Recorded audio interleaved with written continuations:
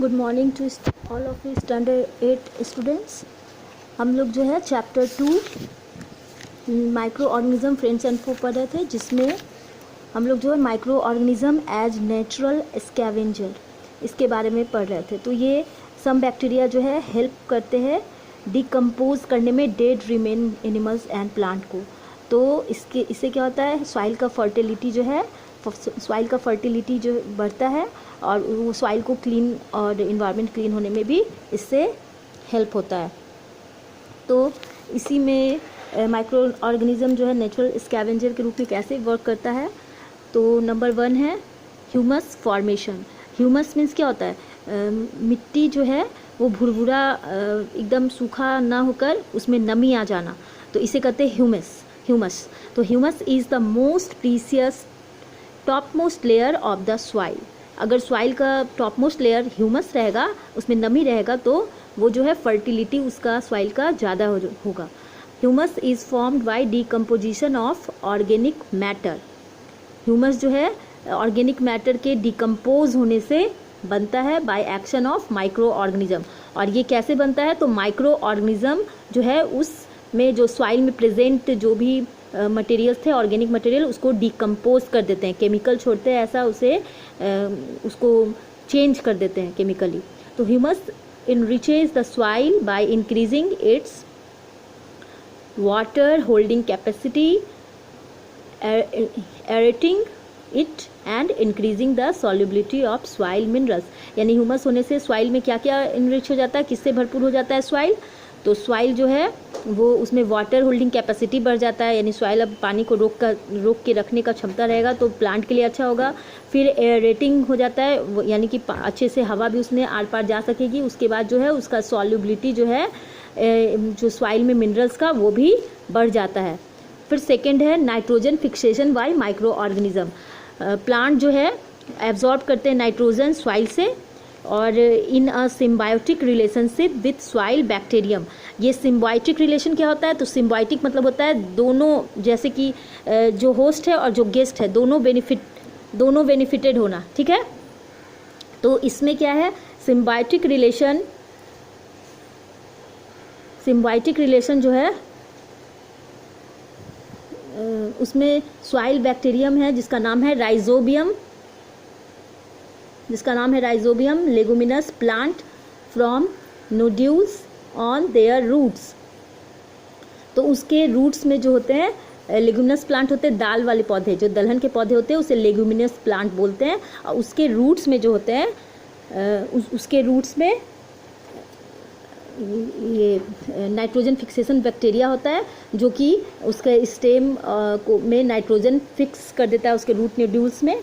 यानी उसका जो रूट पार्ट है, इस तरह से तुम डायग्राम में देख सकते हो, उसका जो रूट पार्ट है उसमें इस तरह से वो लेगुमिनस प्लांट जो होता है उसके रूट नोड्यूल्स में प्रेजेंट होता है और वो वहाँ पे नाइट्रोजन फिक्स कर देता है micro organism. Other example of such bacterium are mesorhizobium and sinorhizobium. ये सारे क्या है, नाइट्रोजन फिक्सेशन बैक्टीरिया के एग्जाम्पल है। जैसे यहाँ पर राइजोबियम और जो लेग्यूमिनस प्लांट में थे, उसी तरह और एक मीजोराइजोबियम एंड सिनोराइजोबियम भी हैं जो ये ऐसा करते हैं।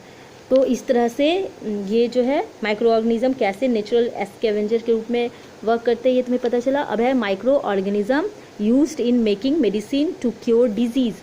माइक्रो ऑर्गेनिज्म का डिजीज़ क्योर करने में भी यूज होता है। जैसे कि बहुत सारे एंटीबायोटिक्स है जो माइक्रो ऑर्गेनिज्म के थ्रू बनाए जाते हैं। जैसे some organism such as bacteria और fungi are used in the production of antibiotics such as tetracycline. इससे बनता है टेट्रासाइक्लिन नाम का जो है एंटीबायोटिक, इससे बनाया जाता है। फिर स्ट्रेप्टोमाइसिन, क्लोराम फिनिकॉल।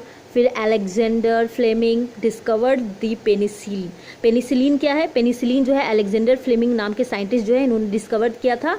ये जो है पेनिसिलिन जो है वो कहाँ से आया, penicillin comes from species of mould. एक प्रकार का मोल्ड है जिसका पेनिसिलियम नाम है, उससे ये लिया गया है।